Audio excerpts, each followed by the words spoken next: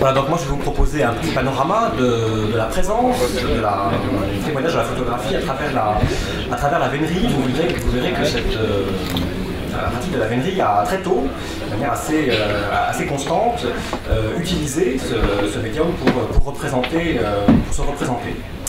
Alors dans la préface qu'il consacre en 1861 à sa chasse du loup, Jean-Emmanuel Hector Le Couteau de Canteleu se justifie d'une bizarrerie. Il dit dans la préface: à quoi bon publier un manuel destiné à apprendre une espèce devenue relativement rare alors dans les campagnes françaises. Il dit également: à quoi bon finalement théoriser ce que peut mettre en pratique une poignée d'équipages voués, pense-t-il, et le regarde évidemment, à bientôt disparaître. En somme, Le Couteau contemple Crépuscule dans sa préface, sans sembler remarquer que grâce à son ouvrage, une sorte d'aube se lève, puisqu'il inaugure un nouveau type d'illustration pour la littérature cinégétique. Il vient en fait publier le tout premier livre de chasse en 1861, illustré exclusivement ou presque par la photographie. L'auteur lui-même, pas plus que ses contemporains, ne semble avoir remarqué alors la révolution à laquelle il contribue étroitement. Alors certes, l'ouvrage n'est pas le premier ouvrage à avoir été illustré par la photographie. William Henry Fox Talbot, un anglais, commence à publier en 24 fascicules le tout premier livre de photographie d'histoire. Ça s'appelle The Pencil of Nature. Je vous en montre le frontispice ici en utilisant des copies grand format de canotypes originaux. Le canotype étant l'ancêtre de la photographie que William Henry Fox Talbot invente. Le livre est officiellement édité en 1844 et il contient 24 canotypes hors texte, puisqu'à l'époque on ne peut pas encore intégrer les photographies dans la pagination, dans le texte même. Alors en France, il semble que ce soit un ouvrage dont je vous cite l'intégralité du titre, je m'en excuse, c'est interminable comme souvent les ouvrages de l'époque. Cet ouvrage s'appelle Égypte, Nubie, Palestine et Syrie, dessins photographiques recueillis pendant les années 1849, 1850 et 1851, accompagné d'un texte explicatif et précédé d'une introduction par Maxime Ducamp, chargé d'une mission archéologique en Orient par le ministère de l'Instruction publique. Voilà, qui soit le premier livre illustré par la photographie en France. Il compte 125 photographies cette fois, prises essentiellement par Maxime Ducamp, à l'exception de 3 plans qui sont en fait des contre-types de daguerréotypes qui sont pris par Aimé Rochas. Donc c'est le tout premier ouvrage édité en France, il date de 1852. Donc en 1861, quand l'ouvrage de Le Couteau, je vous montre une image de The Pencil of Nature, le premier ouvrage illustré par la photographie dans Le Monde, en Angleterre en l'occurrence. Alors l'ouvrage de Le Couteau paraît moins de 10 ans plus tard, après l'ouvrage Égypte, Nubie, etc. Donc, je n'ai pas le titre complet, et pourtant l'auteur ne dit pas un mot des images qui ornent son volume, dans sa préface notamment, où il commente un peu ce qu'il va écrire, tandis que le baron de Vaux, dans son célèbre ouvrage L'Armorial de la Vénerie, où il choisit 20 grands honneurs dont il décrit les mérites, et dont Le Couteau de Canteleu fait partie bien sûr, le baron de Vaux, dans son Armorial de la Vénerie, déclare que l'ouvrage, La chasse du loup de Le Couteau, est illustré par Jadin, par Louis de Troyes Jadin, qui est le peintre à l'époque, on va dire officiel de la Vénerie impériale, et donc c'est un petit peu sans malice, puisqu'il, en fait, Jadin n'a illustré que le frontispice de La chasse du loup de Le Couteau de Canteleu, d'ailleurs c'est une gravure inspirée d'un tableau de Jadin, et le baron de Vaux ignore totalement les photographies pourtant originales de l'ouvrage. Alors pourquoi finalement le baron de Vaux, ou encore l'auteur même de l'ouvrage, Jean-Emmanuel Hector Le Couteau de Canteleu, font si peu de cas de cette espèce de révolution qui s'opère sous leurs yeux? Peut-être, dirais-je, qu'en même temps qu'elle est un événement dans l'histoire de l'illustration de Vénerie, l'apparition de la photographie finalement se révèle une forme d'accomplissement de toute l'ambition esthétique d'une imagerie très spécifique, qui est l'imagerie de Vénerie. L'imagerie de Vénerie, en effet, est à la fois liée au statut social et au goût de ses commanditaires, et navigue traditionnellement dans une forme d'espace paradoxal. D'une part, du fait de son caractère mémoriel, on en a parlé, elle se doit d'abonder aux exigences d'objectivité qui animent ceux auxquels elle se destine, et l'œuvre d'art cinégétique, au même titre que le trophée de chasse, est envisagée comme une forme de souvenir. Elle doit donc faire preuve d'une forme de naturalisme objectif. Cependant, l'œuvre d'art cinégétique est également tenue de se conformer aux exigences de retenue et de distinction que requiert l'évocation d'un loisir globalement élitaire. Donc à ce point s'ajoutent les qualités décoratives, également parlé ce matin. que l'on exige traditionnellement de l'art cinégétique en général. Donc il s'agit de représenter l'exact souvenir d'un acte de prédation, son origine, ses péripéties, ses conséquences, tout en escamotant une part de la violence intrinsèque de l'exercice, le sang, la souffrance animale pour une large part, ou encore les difficultés ou les avanies de la traque. Et l'apparition de la photographie dans ce contexte, à mon sens, se révèle comme un prolongement naturel de cette ambition et ne suscite pas de commentaires finalement particuliers de la part d'un Baron de Vaux ou d'un Lecouteux, dont d'ailleurs les goûts artistiques s'orientent volontiers vers des œuvres d'illustrateurs traditionnels de la vénerie. Par ailleurs, je pense à Olivier Le Pen ou encore Karl Bodmer, à qui est majoritairement confiée l'illustration du manuel de vénerie française, qui reprend un grand succès d'édition de ce Lecouteux de Canteleu en 1890. Effectivement, pour peu qu'elle soit utilisée avec discernement, finalement, la photographie n'est-elle pas à même d'associer la plus irréprochable objectivité avec l'élégance qui sied à la distinction de cette pratique. Alors la naissance officielle de la photo, je fais un petit rappel ultra rapide, porte le sceau du 7 janvier 1839, en tout cas en France, date à laquelle François Arago présente à l'Académie des sciences l'invention du procédé photographique de Louis Daguerre. Ce nouveau médium ambitionne avant toute chose de reproduire, je cite, la chambre d'art et de merveille que constitue la nature face à l'objectif photographique. Et à ce titre, elle apparaît comme une complice précieuse à l'exigence naturaliste des veneurs. Alors on perçoit tout de suite les qualités documentaires de ce nouveau médium, et Adolphe Braun l'a bien compris, qui est un des pionniers de la photographie, il est natif de Besançon, dessinateur sur étoffe, installé près de Mulhouse, et il constitue en fait une sorte de répertoire en fait, un décoratif à l'intention des nombreuses manufactures de la région. Il est côté, on dirait aujourd'hui, il obtient une médaille d'or à l'exposition de 1855 pour ses talents. On admire sa technique d'ailleurs, mais aussi l'art de ses arrangements décoratifs, les nuances de matière et de valeur dans ses dessins. Alors, il se passionne pour la photographie naissante et à laquelle il finit par entièrement se consacrer. Il fonde une sorte d'entreprise familiale avec son fils, son frère et son père pour réaliser une espèce d'atelier photographique destiné à donner aux décorateurs des modèles pour le décor intérieur. Alors, il y a plusieurs types de modèles qu'il envisage, c'est beaucoup de paysages dans les pays européens, mais il fait également tour à tour des séries sur les animaux de la ferme, les costumes de la Suisse, les vues d'Égypte, les natures mortes, dont les natures mortes de gibier, et les désastres de la guerre. Donc il devient à la fin de sa carrière également le premier reproducteur d'œuvres d'art, un professionnel d'œuvres d'art des musées, en particulier pour le compte du musée du Louvre. Et donc à travers ces natures mortes, il entend constituer un répertoire de motifs destinés aux artistes décorateurs. Il réalise donc des arrangements extrêmement spectaculaires et décoratifs. Je vous montre ici une de ses plus belles images, un trophée de chasse à la biche avec des accessoires. Alors vous voyez, c'est un grand mélange, on mélange à la fois une action de vénerie et accessoires plutôt liés à la chasse à tir et des animaux de toutes sortes. On est dans un univers qui est tout à fait canonique, comme vous pouvez le constater vous-même, mais ce sont des images extrêmement spectaculaires. Celle-ci est conservée au musée d'Orsay, et je rappelle qu'elle filme le thème cinégétique, c'était destiné probablement à un décor de salle à manger, a inspiré un décor de salle à manger. Je rappelle qu'à l'époque, le thème cinégétique est très à la mode dans les salles à manger. Je rappelle la salle à manger d'Orléans aux Tuileries dans les années 40, de l'hôtel de ville de Paris également dans les années 40, à thème cinégétique sous la monarchie de Juillet, la salle à manger du ministère d'État au Palais du Louvre également à thème cinégétique dans les années 50, et la galerie des Serres de Chantilly qui est également une salle à manger sous le Second Empire dans les années 70. Alors cette thématique de la nature morte est bien commode à l'époque où les techniques photographiques ne permettent pas de saisir le mouvement. Donc on choisit majoritairement cette thématique du trophée de chasse. Je vous montre d'autres trophées juste par plaisir, par des grands artistes, photographes pionniers de la photographie au début de leur carrière, mais ce ne sont pas strictement des images de vénerie. Je vous montre une merveilleuse image de Charles Nègre pour montrer que cette ambition des documentaires se double également parfois chez les photographes, les premiers photographes, d'un désir véritablement d'avoir une prétention artistique. C'est le cas de chez Charles Nègre. Un Charles Baudelaire, par exemple, ne verra dans la photographie qu'une humble servante des arts, je cite Baudelaire, alors que pour Charles Nègre, qui est formé chez Ingres et chez Delaroche, il sent très bien, Charles Nègre, dès le début de sa carrière, que c'est par le médium photographique qu'il connaîtra le succès. Ça n'est pourtant pas faute d'avoir été dans un atelier extrêmement académique, notamment l'atelier d'Ingres, je vous en parlais. Un Ingres qui dit, je vous le cite parce que c'est assez amusant, la photo c'est très beau, mais il ne faut pas que ça se sache.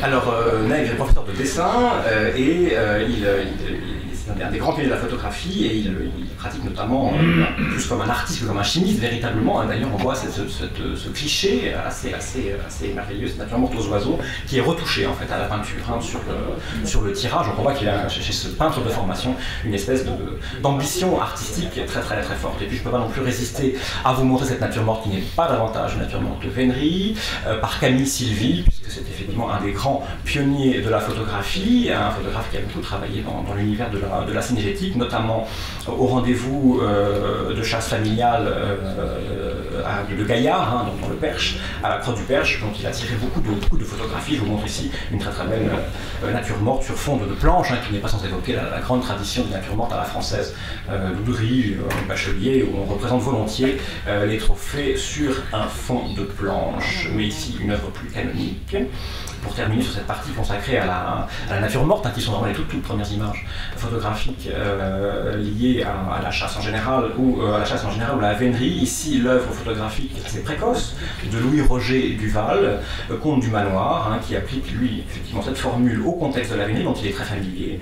Il est un des fondateurs de la Société française de photographie en 1954 et il expose des photographies avec beaucoup de succès, notamment à la fin des années 50. Il est également un ami d'Olympe Aguado, dont je vais reparler plus tard, et rassemble l'ensemble de ces clichés dans un album qu'il constitue entre 53 et 57. Alors bon, il y a beaucoup de débats autour de l'album du Comte du Manoir. On pense en fait que les meilleurs clichés seraient vraisemblablement d'Olympe Aguado. Effectivement, Manoir n'est pas un très très bon technicien en fait, mais c'est un personnage important puisqu'il invente le principe du portrait-carte, dont je vais reparler tout de suite. Ici, c'est une photographie qui s'appelle Nature morte en hommage à la vénerie, qui se trouve collationnée dans cet album. Et bon, je ne vous montre pas d'image de cela, mais également c'est un des tout premiers photographes à s'être enhardi à photographier les chiens au chenil, précisément, une forme de difficulté supplémentaire, puisque là l'immobilité de l'animal n'est pas tout à fait acquise. Alors, je ne vais pas parler des portraits de chasseurs, finalement, des portraits de veneurs, je vais plutôt me consacrer sur un aspect plus sympathique, et puis on sort des chenils, alors on va continuer de parler des chiens, pour me consacrer davantage sur une application qui a été extrêmement importante et très aimé par les veneurs, c'est le portrait canin précisément. C'est une longue tradition en France, on la connaît à travers la peinture, elle se répète, elle se poursuit avec la photographie de chasse. Je parle d'abord d'un auteur assez amusant qui s'appelle André Adolphe Eugène Disdéry, qui est un des photographes les plus extravagants du 19e siècle. Il a son atelier de portraits photographiques, à la fois pour les humains et pour les animaux, sur le boulevard des Italiens. Il ouvre en 1854. Il est considéré au milieu de sa carrière comme le photographe le plus riche du monde.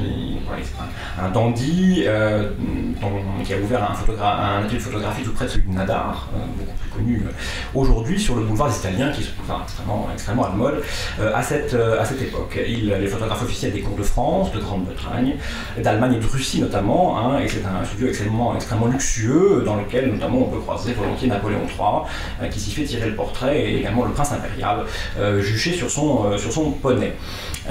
Donc Disdéry est avec effectivement Roger Duval, le comte du Manoir, l'un des inventeurs du portrait-carte. Le portrait-carte, c'est l'ancêtre de la carte de visite, qui permet, grâce à un système de châssis multiplicateur, d'avoir sur une même planche photographique plusieurs vues de la même de la même personne, et en découpant ce portrait et en le diffusant autour de soi, on peut assurer d'une part sa postérité et puis éventuellement communiquer avec ses proches. C'est notamment grâce au portrait-carte que finalement le portrait sort vraiment de la sphère familiale, du tableau de famille accroché dans le salon qui n'en bouge pas.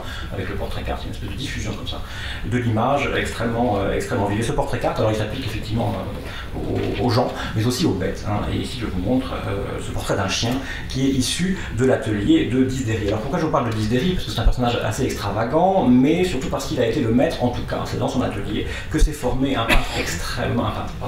un photographe extrêmement important pour notre propos, qui s'appelle Léon Crémière.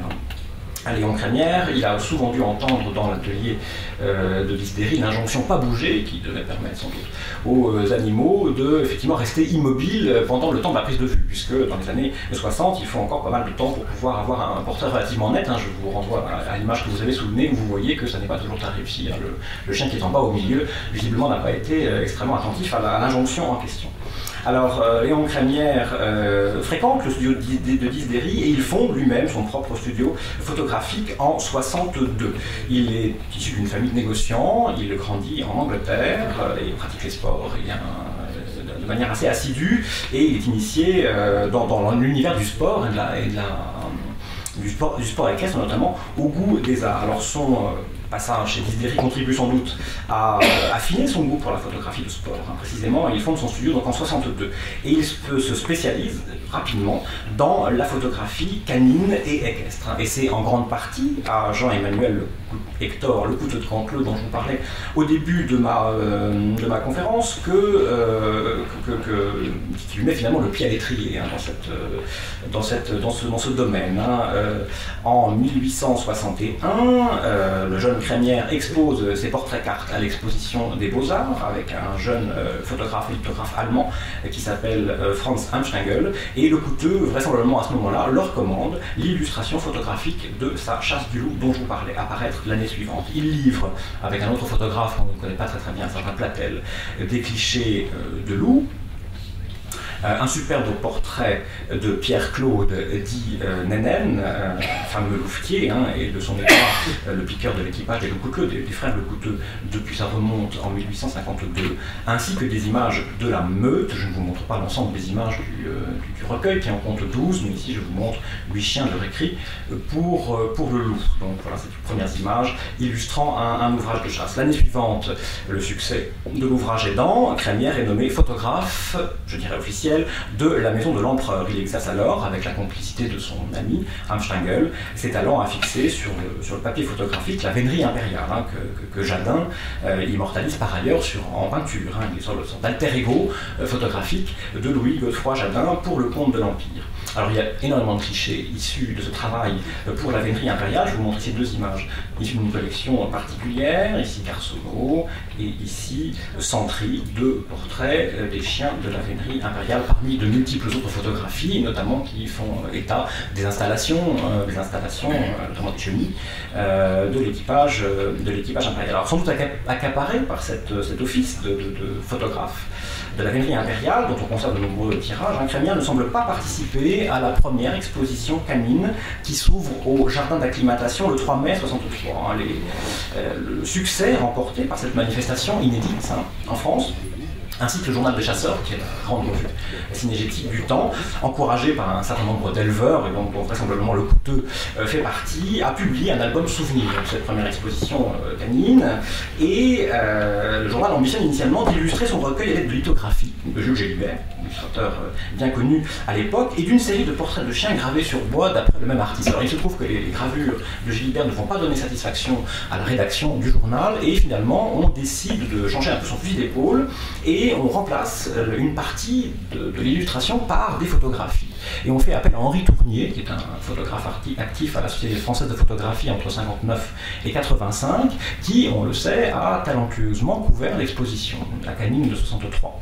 Je vous montre ici notamment une photographie d'Henri Tournier montrant les chiens de M. Dulabège. Vous connaissez, grand louvetier notamment, qui avait présenté beaucoup de chiens à l'exposition canine, beaucoup de chiens qui d'ailleurs avaient été primés à l'occasion de l'exposition. Et c'est assez amusant puisque le rédacteur en chef du journal des chasseurs affirme alors que l'album tirera une grande part de son intérêt des comparaisons qu'il ne manquera pas de susciter entre, je cite, les photographies exécutées par l'une de nos premières maisons parisiennes, la maison Tournier, et les dessins de M. Gélibert. Alors après quelques difficultés, l'album sort finalement illustré de 12 lithographies par Gélibert et de 8 photographies pour lesquelles Figaro, Colonel, Pharamond, Montabor, Tintamarre et Mirabeau livrent leur profil aux photographes. Je vous montre ici l'image de Figaro par Tournier. 2 ans plus tard, à l'occasion de la deuxième exposition canine, c'est au tour cette fois-ci de Crémière de reprendre les commandes, je dirais, et c'est devant son appareil photographique que ces fauvettes, comtesses, druides, colonels présentent leur meilleur profil. Alors de cette prise de vue, l'artiste publie 36 photographies faites d'après nature, dans un ouvrage que préface d'ailleurs toujours le Couteau de Canteleu. Donc c'est marrant, c'est un petit monde, vous voyez, autour de cette première photographie de chasse. D'ailleurs, le studio que Crémière ouvre devient un lieu de rendez-vous des hommes de sport et de vénerie à son époque, qui lui donne l'idée d'utiliser d'ailleurs ces nombreux clichés pour publier publié une revue de sport hippique et de chasse. De 66 à 69, Le Centaure, qui est une revue très luxueuse, malheureusement très difficile à trouver aujourd'hui, s'assure ainsi la collaboration de la fine fleur de la chasse française. Le baron du Noyer de Noirmont y participe, Adolphe de la Rue, le comte d'Osmond, Paul Géruzès, que vous connaissez aussi sous le nom de Crafty, ou Pierre-Amédée Pichot, qui sont réunis autour de Le Couteau de Canteleu pour participer à cette revue de référence, et très richement illustrée, notamment par les photographies de Crémière. Et donc tout naturellement, quand en 79, Auguste Jean-François de Chabot, donc le comte de Chabot, publie Sa chasse au chevreuil, son très très estimé premier livre, c'est encore tout naturellement à Léon Crémière qui fait appel pour photographier la meute et les veneurs du parc Soubise.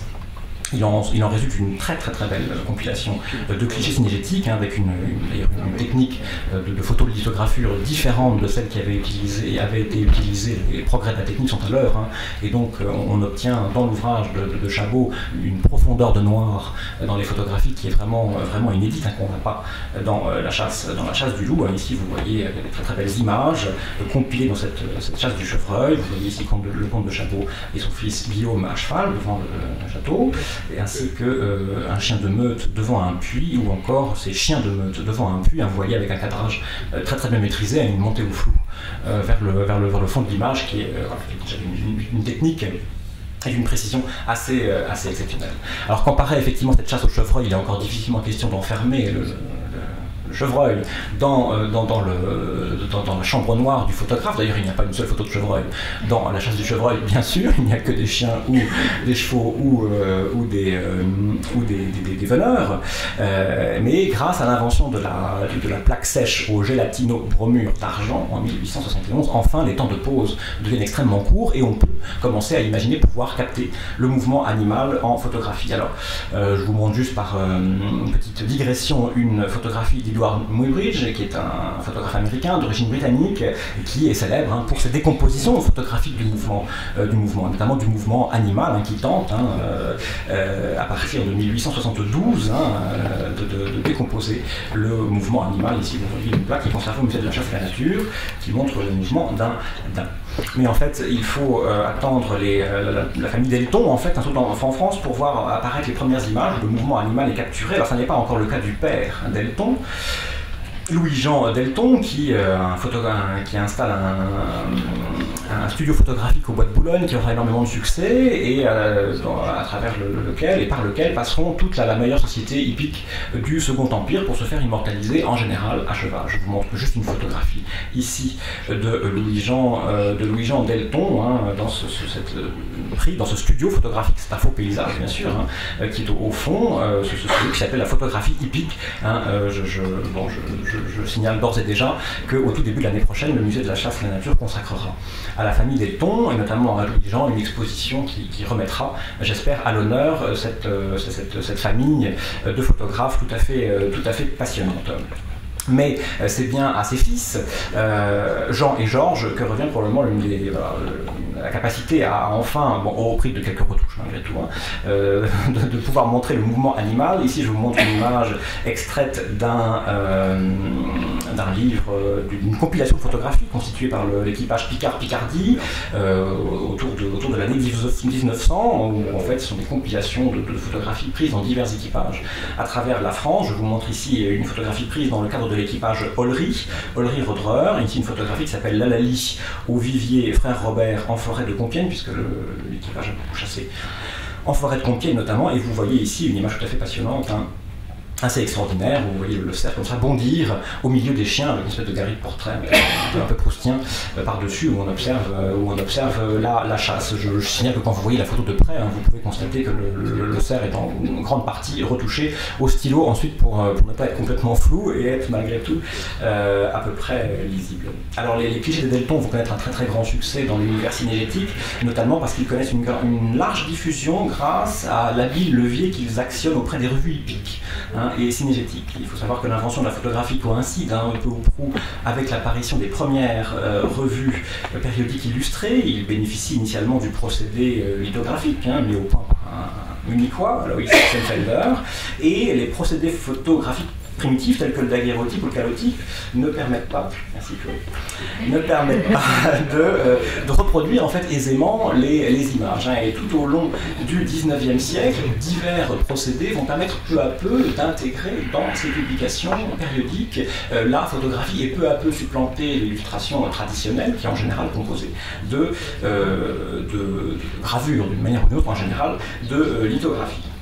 Et pour ce qu'il s'agit en tout cas des revues de chasse, cette introduction de la photographie dans ces grandes revues est relativement précoce, notamment dans les collections de Crémière dont je vous parlais, puisque dès 1866 pour le Centaure, dès 1883 pour le Chenil, qui est une autre revue, je dirais, chapeautée par Crémière, et elle a investi la chasse illustrée en 1900, et la vie et la campagne et l'éleveur que vous connaissez aussi dès 1906. La photographie hippique, l'album phototypique, périodique que les Deltons font paraître à partir de 1889, fusionne elle-même en 1995 sous l'impulsion des fils avec le luxueux Sport universel illustré. Ils y publient notamment des vues panoramiques, premières vues panoramiques photographiques qui sont parfaitement adaptées et qui auront beaucoup de succès puisqu'elles sont très bien adaptées au déploiement des cavaliers et des meutes sur un paysage très très large.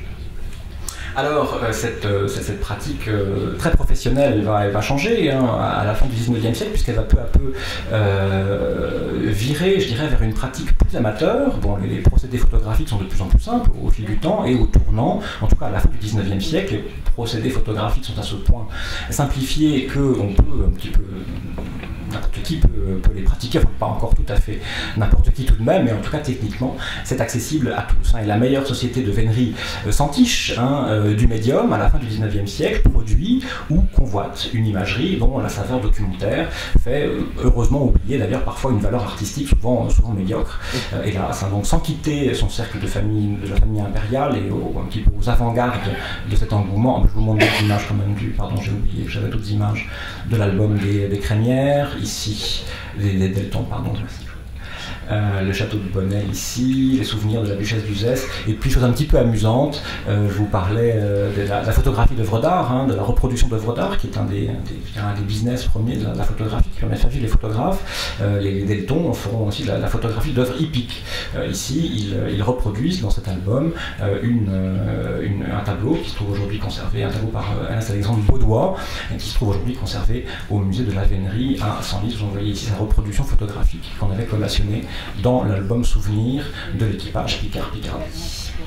Voilà, mais je passe à Olympe Guado, qui est effectivement un des tout premiers praticiens amateurs de la photographie. Bon, vous connaissez Guado, c'est à la fois une figure de la haute société du Second Empire, un veneur extrêmement introduit et une personnalité assez incontournable de l'histoire de la photographie. Il fixe notamment l'équipage impérial dans de nombreuses circonstances, notamment ici vous voyez l'impératrice Eugénie, entourée de ses hôtes, en tenue de vénerie le 30 octobre 1856 sur le perron du château de Compiègne. Les Orléans préservent à Chantilly, vous le savez, une tradition d'une vénerie plusieurs fois centenaire, et signe d'un temps où la photographie prend irréversiblement le dessus sur l'illustration cinégétique traditionnelle. Les chasses à courre du duc de Chartres à Chantilly ne nous sont pratiquement connus que par la photographie, pratiquement pas par d'autres types de médiums comme le dessin, la gravure ou la peinture. On ne le connaît pratiquement que par la photographie, notamment par les photographies prises par le duc de Chartres lui-même. Alors ce ne sont pas forcément des grands chefs-d'œuvre artistiques, mais ici vous voyez effectivement une prise de vue de l'équipage de Chantilly.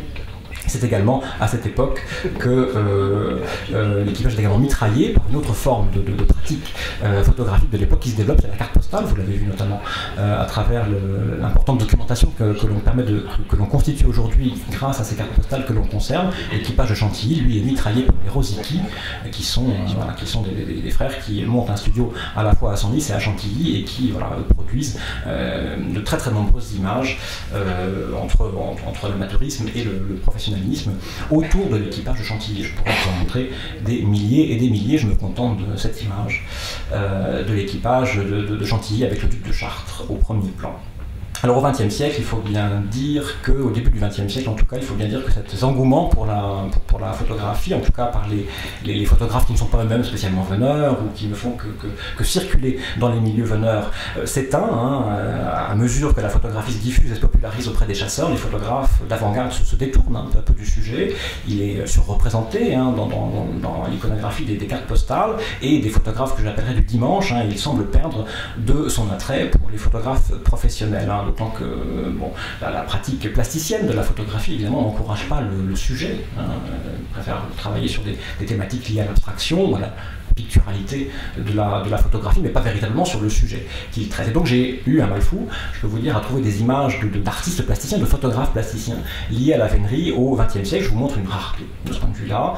Une photographie par Brassailles, l'un des grands maîtres de la photographie du XXe siècle, une photographie qui est heureusement conservée au musée de la chasse et de la nature, mais effectivement pour une rare série consacrée à la vénerie britannique en 1938 par le grand pionnier du photoreportage que fut Félix Eichmann, hein, combien paraît absente la photographie de vénerie, des préoccupations des modernes. Hein. Alors les veneurs ne semblent pas en avoir pris ombrage d'ailleurs, hein, puisque tout au long du XXe siècle, leur goût s'est progressivement fixé sur un mode de représentation privilégiant le naturalisme et en rejetant finalement, en toute bonne conscience, une forme de licence artistique qui n'intéresse pas leur ambition pour cette image. Alors il y a de nombreux amateurs qui couvrent le monde de la vénerie, je n'en cite que deux parce qu'il y en a énormément.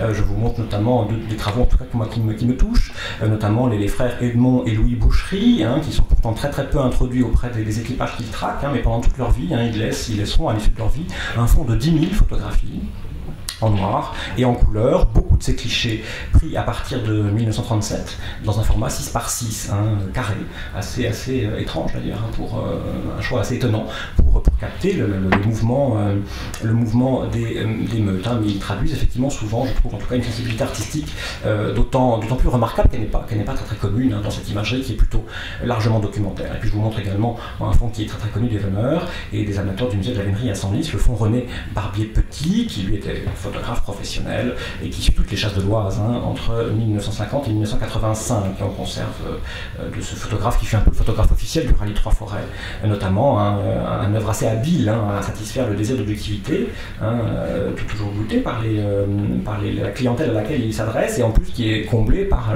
la nouvelle maîtrise de la couleur, hein, que René Barbier-Petit a introduit dans ses photographies. Alors je noterai qu'à l'aune de cette pratique amateur, hein, qui est la majoritaire dans le registre de la vénerie, je noterai pour finir que le bulletin de la Cité de Vénerie, le bulletin officiel de la Cité de Vénerie, lui fait une large place dès son premier numéro de janvier 55, et Vénerie, son héritier éditorial, hein, s'offre la couleur en double page centrale à partir de 1979. Hein, mais d'ailleurs je précise que l'éditorial de ce numéro, hein, appelle alors les lecteurs à la générosité de ces envois de clichés. Hein. Elle dit qu'elle ne peut se permettre de rémunérer un photographe professionnel ou des photographes professionnels pour couvrir évidemment l'intégralité du champ de ce qu'il y aurait à couvrir dans la vénerie et dans la vénerie française. Alors ce relatif regain d'intérêt des photographes plasticiens pour le sujet est récent, hein, l'héritage du postmodernisme qui porte à des degrés divers, hein, leur permet d'aborder le genre en dehors de la sphère du photojournalisme ou d'un certain amateurisme auquel elle était conditionnée jusqu'à présent. Et donc l'assouplissement du cadre de la commande notamment, hein, elle est soustrait également à une forme de contrainte liée au goût chasseur ou au goût veneur. Hein. Mais surtout ce thème permet de sonder une forme de profond mystère, hein, qui subsiste aujourd'hui peut-être plus qu'hier encore dans l'instinct de prédation, et donc les artistes aujourd'hui résistants, je dirais, au constant progrès de la civilisation des mœurs, hein, décrit par Norbert Elias, et celui-ci qui survit irrémédiablement à la ridiculisation du phénomène d'empathie appliqué au monde animal et qui entend le remettre parfois profondément en cause, hein, investissent à contrario cette thématique. Alors, à l'exemple des artistes du XVIIIe siècle européen, je dirais, qui ne représentaient pratiquement jamais l'affrontement direct de l'homme avec la bête traquée, les photographes contemporains, quand ils s'adressent à ce sujet, quand ils se penchent sur ce sujet, usent volontiers également de la métaphore, hein, et d'un registre poétique